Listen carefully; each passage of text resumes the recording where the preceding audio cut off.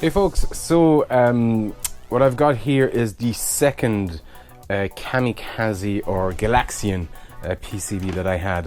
If those of you watched the first one, you'll be familiar with this one.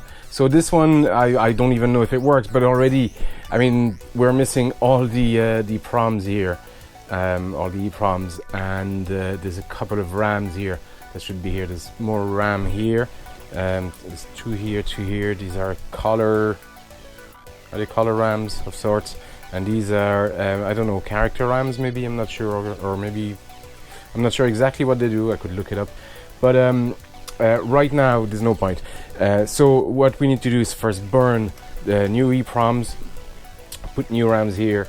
I have all of these spare, so I'm going to burn new EPROMs and put the RAMs here. I've actually already done the DC mod, which allows the board just to take DC directly. Well, the board would anyway, but it's just a cleaner way to do it. So I've taken all the filter caps and transistors and all this kind of stuff, because it's getting 5 and 12 volts directly, and I think it needs something around 7 alternative current normally, but here and it converts that to 5, but here with this mod we can feed 5 directly. I found the other board was a bit sensitive to voltages, to different voltages. It actually needs 4.72, between 472 and 475 to boot, and then any more than that and it freezes up. So we'll see if that's the case with this one. There was also a couple of these capacitors missing, so I've replaced them. They're just you know, it probably wouldn't make a difference, but it's just it's good practice. So anyway, let's burn the PROMs, replace the RAM, and fire the board and see what happens. Okay, so we've new EPROMs burned. They're the same as the other board. Sorry, I have some hot glue here. And fresh new RAMs here and here. And what I've done is I've put a little voltage indicator here, just to let me know what the voltage that we're getting on the board is, because I have one of those very cheap, crappy, not great, I don't recommend them, but that's all I had, extension, and then another converter, so we're losing voltage. So the voltage we're seeing here when we switch off the board, we're switching on, sorry, I'm seeing 5.8, here we're getting 441. Anyway, that's not enough to boot the board. So the other one needed 4.7 something. We're just getting static on screen, but at least we're getting some RGB output.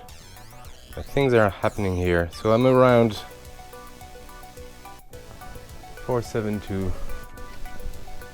Yeah, not much is happening. Okay, not a big deal. So first thing we need to do is, well, I could take out the logic probe and just poke the Z80 to see if there's life in it, but I have my old little circuit that I made ages ago, if you remember, this little circuit for testing the Z80s. I need to put that on the proper little PCB, because it's so handy. I've actually used that a lot. So I'm just gonna take this guy, see if I can do this with one hand. Take the Z80 here. Okay, it's easier if I do it separately, but anyway, this is my Z80 circuit tester thing, and I've the Z80 in here, and you can see there's absolutely no life on this guy. The M1 line here isn't even toggling, and here I have which one is it? Is it the read line? Isn't even, there's nothing toggling on this guy. So anyway, if I swap this with,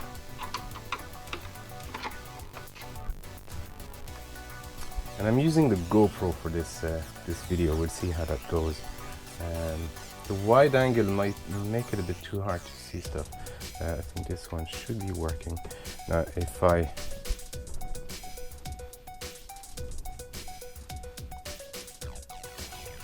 yeah, there you go. We got the M1 toggling. It's trying to read every time it goes to a new address. So what I've done here, actually, you'll notice, is the address line is fed to a 7-segment decoder, and what this does, it converts the all the 4 bits that I have connected here. It's the four lines, so the 4 bits of data coming out of Z80 are fed into this guy, and this guy essentially decodes all that information into a readable number for one of those 7-segment displays. I don't know, I just wanted to connect one. It makes it look even, you know, cooler, there's lights and whatever. But anyway, at some point I need to put this entire board on a small PCB because it's just so handy. I've used it a lot. Anyway, so our Z80 was fried, so there was no chance of the board booting. So we're gonna put this guy, new Z80 here, and see what happens.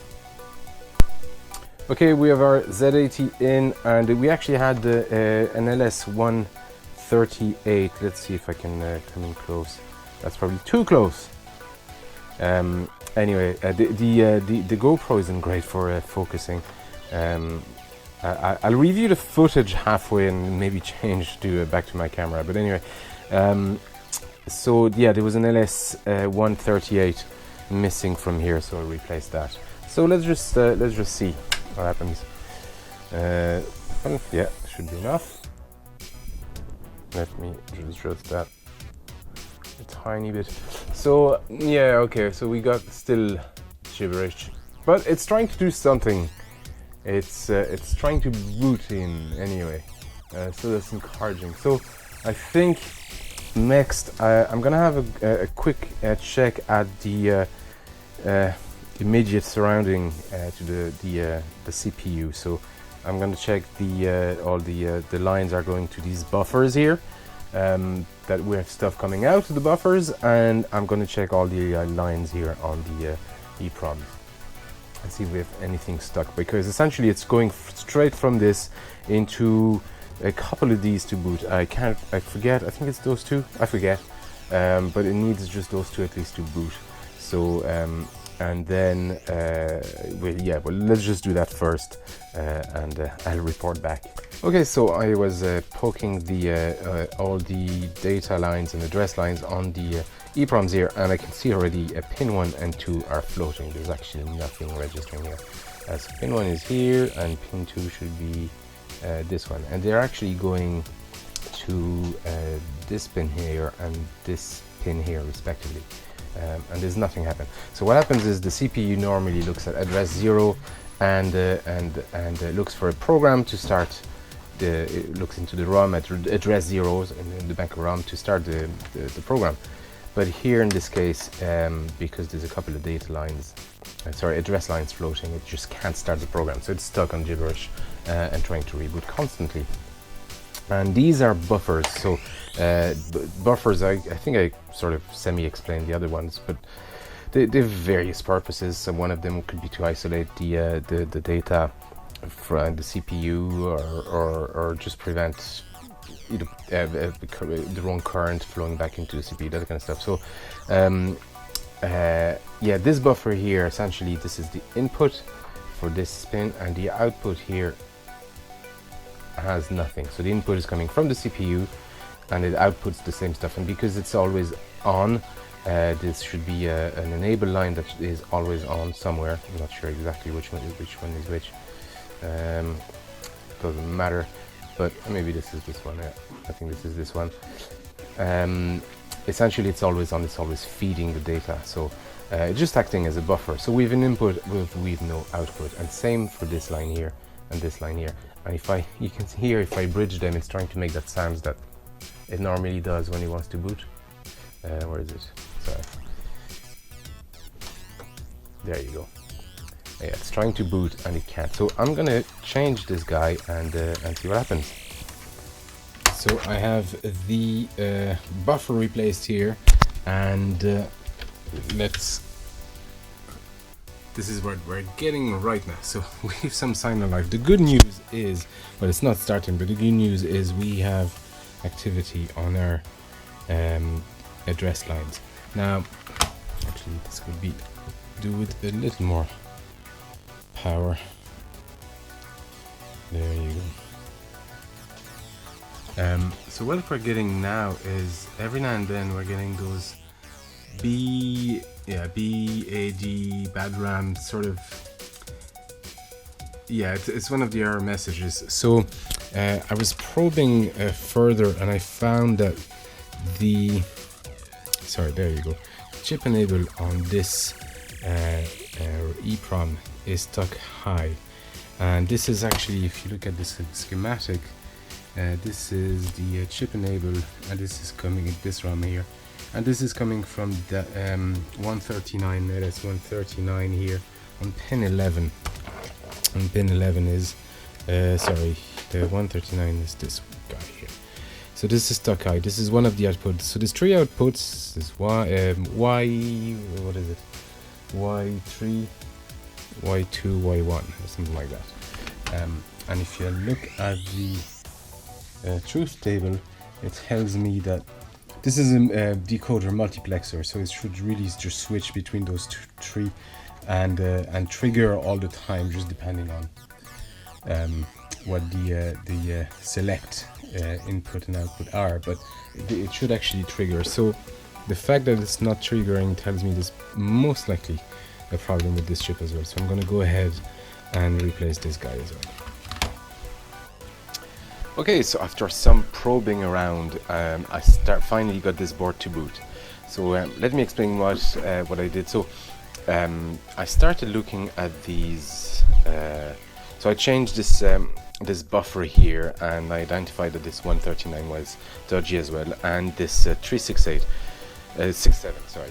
And then I started looking at the other pins, and everything seemed fine. So just usually, I mean, when I change a buffer, I try to change all buffers. So I did that, and that explains those two sockets there.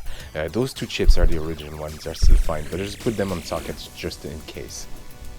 Then I started looking here at, if I look at the schematics, so we got our Z80 here, and our buffers are here, all the buffer lines are here. And you can see what the buffer is. It's essentially just a straight line buffering the data, and because it's always on, as soon as it comes in, it exits. I could actually just demonstrate on the scope, maybe the scope running, but you'll see the same data going high and low on the scope, on the input and on the output. And then this goes into the address bus here, and this is fed to these 138s, a series of 138s that actually drive the write or read enable on those ROMs. These are the ROMs. So depending on the the output drive some of the output, the Y0 drives the read write enable of the RAMs and ROMs, and then the rest drives the different object readers, like so the object RAM, the VRAM, video RAM read, object RAM read, video RAM read. So it's just line enabling for other chips, and depending on the timing, it just enables the right chip to do something. So if those go bad, and they're connected directly to the address bus, so if those go bad, obviously we're not getting anything fed into the video board, into the object board. So essentially it's just a sort of a address decoding type of circuit, or it's part of the address decoding of the circuitry. So I couldn't really see anything wrong with them, and I just, well, I wasn't sure whether, because there was nothing floating. There was a few chip pins set to high or low, but I had no indication whether that was because the board was running or because the chips were faulty. But these actually reads and trigger some of the not V blank, it's the video RAM circuits,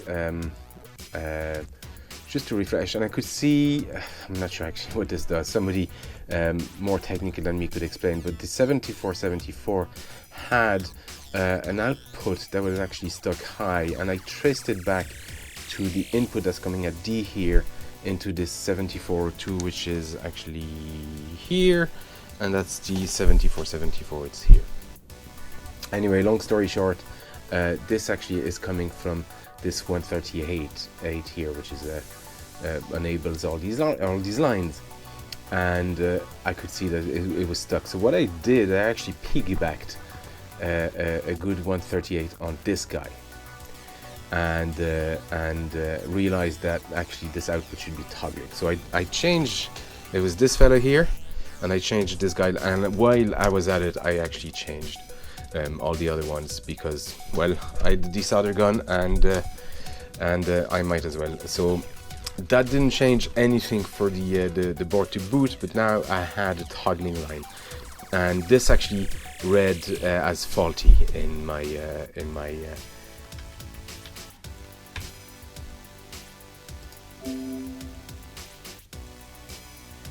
reader. So it's a good thing I changed it, and these were fine. They were actually fine. I socketed them anyway. So then I actually went back to my my idea of changing all the buffers, and I sort of started looking at where there was other buffers. I see one here, and I saw one here, and when I put my hand on it, it was actually boiling hot, which is usually a good indication that a chip is shorted. So I started probing, and I found 2 dead pins on this. And when I tested the chip, it turned out the whole entire chip was it came up as failed. So I changed that, and well, lo and behold,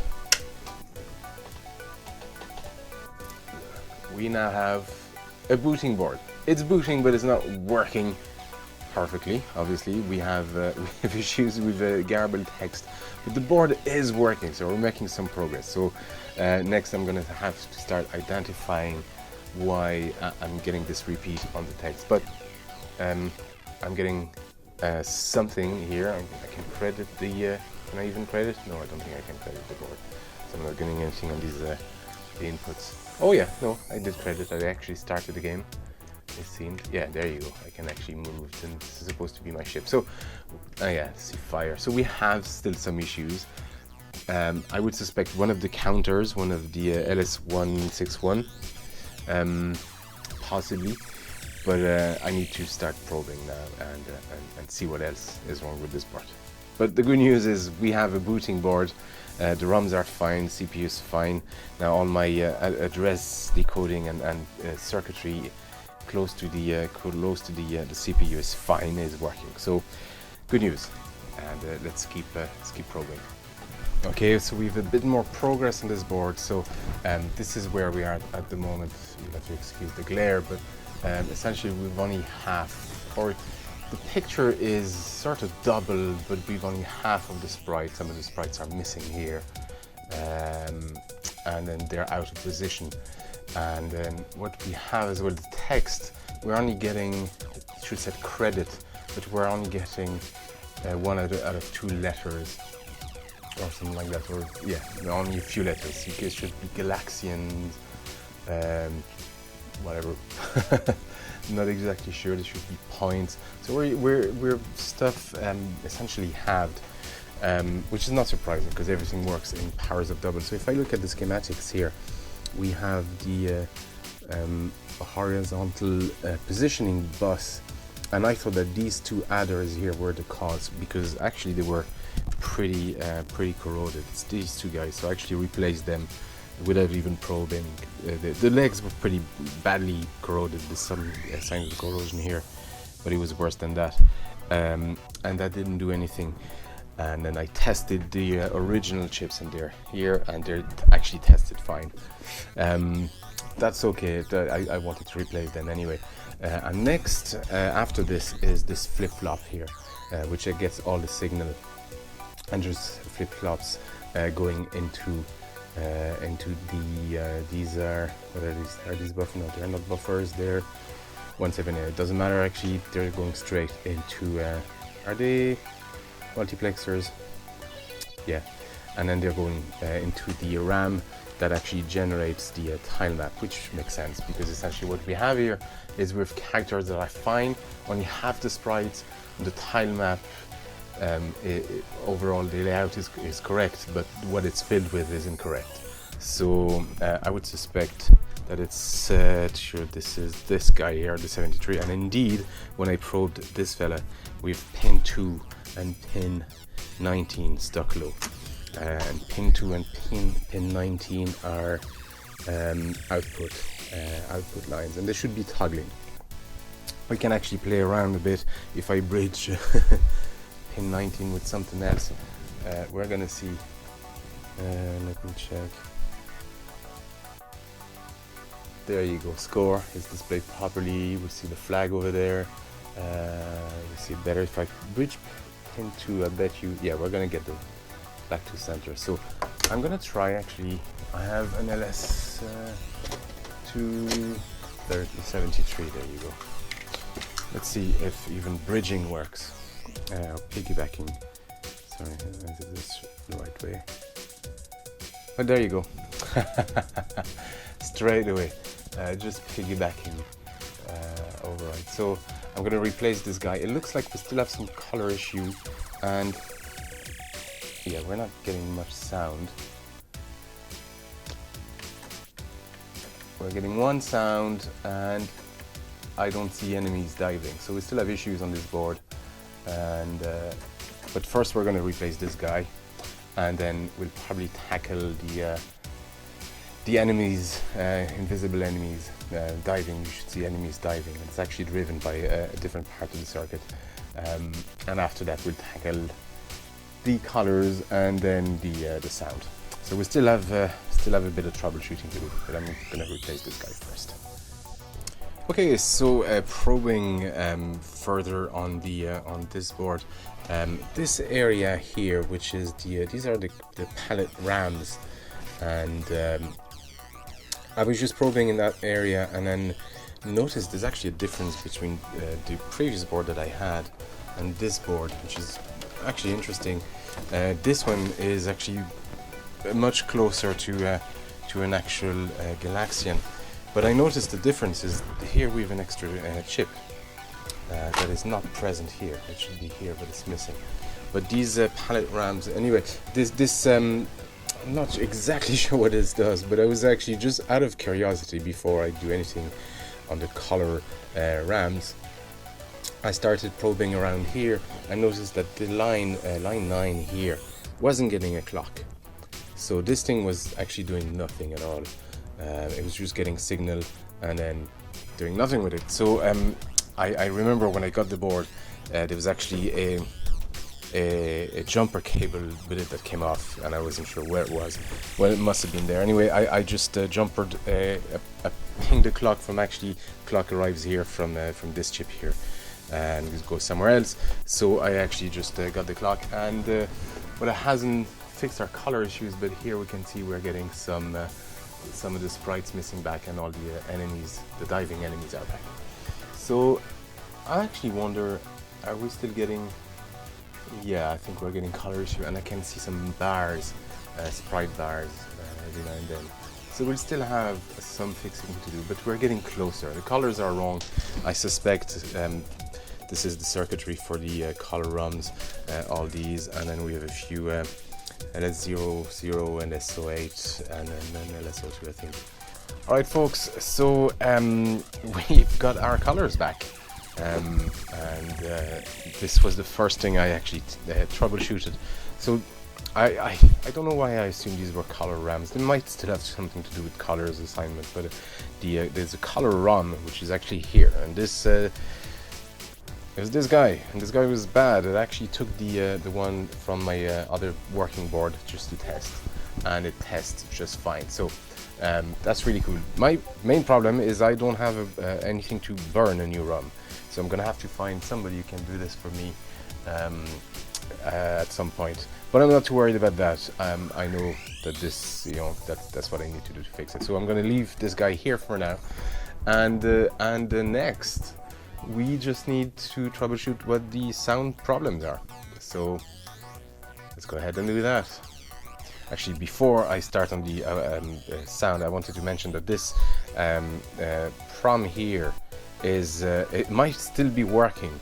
The reason I was getting the wrong colors, and again I forgot because I got the board so long ago, is because this was actually a Pac-Man clone board. Jeez, I'm probably not getting enough voltage here anyway. But this was a Pac-Man clone board, very, very poor port of Pac-Man with horrible sounds, but a Pac-Man clone nonetheless. And I've no interest in running it as a Pac-Man clone. I've a couple of Pac-Man boards at this stage, and including a bootleg. And this was not a fun game, so I thought I'd have 2 working Galaxian boards. So the color attribution, the color palette would have been different anyway. So this ROM might still be working, so I'm going to put that away. I'm not going to throw it away, but I'm going to put that away just in case I decide to convert this back to a Pac-Man. It would actually be interesting to see if all it takes is essentially a ROM swap, which might be the case actually. Anyway, so we've got our correct colors in now, and yeah, let's tackle the sound. And the sound is actually driven by all these 555s, and they do different things. So they're on not separate circuits, but some might work, you know, they're part of a different circuit, so we get some sound and not others, which actually tells me that most likely the amp is fine itself, and the problem is probably with the sound generation to start with, or the addressing to the sound generation. So we'll work with that assumption. It's been a while since I did anything with this board actually. I know it doesn't look like it in the video, but it's been a few weeks now. So I've had finally a chance to look at the sound circuit. So there's a lot of things happening on the sound. It's quite a bit of a nightmare. Usually it's nice you have one chip or a couple of chips handling everything. This whole area of the circuit down to here is responsible for sound, and a lot of it is generated on the fly, which makes it harder. But in a nutshell, we got sound. The tunes are handled by this area of the circuit. It's going into this controller 393. Actually, I don't know what it is. I'll check in a minute. Through the switch to control the volume, and then these are your trigger controls. So whenever hit is pressed, you'll see that turning high. Fire, the volume is fed into this and back out in the audio. And then let me check. I think that's all for this guy. We've got a few outputs here actually handling this area of the circuit. So this is a bank of 3 555 chips. They're a pulse square wave generator, and these generate the background wobble thing that goes on in the background, and these are controlled and fed by this other 555 that sort of generates the rhythm of the pulse. This whole happy family bank then for fire and hit actually goes way down here, and this is the 555 that handles the fire sound, and the hit sound I think is just essentially noise. We've got a noise channel here coming here, and that is generated over there, but noise, just white noise, that is processed, outputted through this pot, and then fed into the final amp. So a couple of things are happening. If I start the game, it's very faint, but I can actually hear the background music. I have all the volume set to max. It's hard to hear, and probably don't hear it on the phone, but there is something happening. And the only sound that is working is this. Now that's really good, because that tells me already that there's a couple of areas of the circuitry I can already ignore. So essentially what we have is our... Oh, the explosion sort of worked. Okay, the hits are worked. It's missing a bit of volume, but it did work. So that tells me that first the noise, white noise generation is working. It tells me here that this area... Do you hear that? That was our explosion again. This area, the fire is working fine. This means that this final amplification is working okay. Our pot is fine, and most likely with a 555 it's feeding into that 406 and 324 amp as well. So they're probably fine, which is good because they're used here. And again, the explosion sound. So so we've got a few things. I need to check those 555s here, see if they're all triggering. Okay, and I want to check because I can hear some of the sounds, some of the louder sounds. It means they're probably there, but I would suspect if this handles the volume or controls the volume, there's probably a problem here. And this is your 4 or 6. If this is fine, it probably means that this LS393 is dodgy. So I need to check that. I'm gonna check this guy. It should be here. There you go. And I'm gonna check the 555 and get back to you. Okay, so I've done a couple of things. I've found two 555 here that were actually dead. Where are they? They're here somewhere. There you go. There's one of them. There was nothing coming out the output at pin 3, and so I changed these. These are working fine. They tested wrong. I actually made a mistake. I actually desoldered this guy when I was thinking of desoldering this guy, so that's my mistake. But this was working fine. This is actually handling the fire. Look at it, it's socketed now. That's just the way it is. I actually socketed the amp and the switch here because I don't know why I wanted to do it, and I did, and just in case they fail, it does happen. So I changed that, socketed that. I also changed the caps that were here because I found some traces of corrosion around it, and I wasn't happy with that. And I found one resistor that was out of specs. And this is our 393. Actually, I didn't look what this was.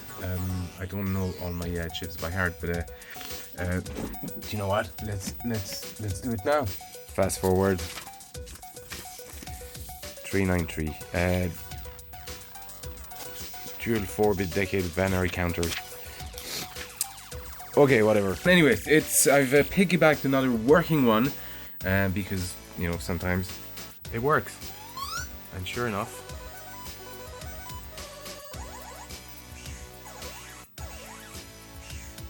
We got sound back, and but we got our volume back and our sounds back, so that's super encouraging. So I'm gonna socket this guy and get back to you. So we got our chip socketed, and yeah, we're back working.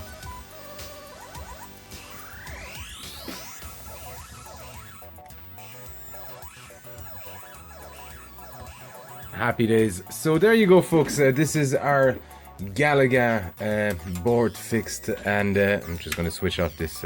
Sorry, this is our Galaxian board fixed. This took a while, and is it worth it? Well, I would argue that it is, because now there's another Galaxian board, even though this is a bootleg. But these bootlegs are actually really cool because they're copies, exact copies of the original. Usually bootlegs have a different schematics and layout, and they can be quite a mess and tricky to diagnose. This was actually quite exactly the same, essentially. So, and this started as a Pac-Man clone years and years ago from the Galaxian hardware. We've converted that back into Galaxian because that Pac-Man clone thing is actually horrible, and not one I would recommend to even try and play. Just look at Munchman on YouTube if you want to destroy your ears. But there you go. This is the board is now fixed and booting and everything. This has been quite a journey. Yeah, is it worth it? Should I be better off, buying a working Galaxian board? Well, that's not really what the point of this is about. Yeah, it was probably more expensive to fix all this and get the spare parts and get a new tip for my desolder gun that actually I crapped out halfway. But it's about reviving old hardware and giving it a second life. So and learning something in the process. So it's worth for that. It's worth it for that alone. But anyway, I'm starting to ramble, and this video has probably been long enough. Folks, don't forget, you can find me on Facebook, Twitter, Instagram. There's a Discord server, and if you want to support the channel and help me kind of be able to buy some of these chips, there's a Patreon account. It'd be greatly appreciated. Folks, thank you for watching, and I'll see you next time.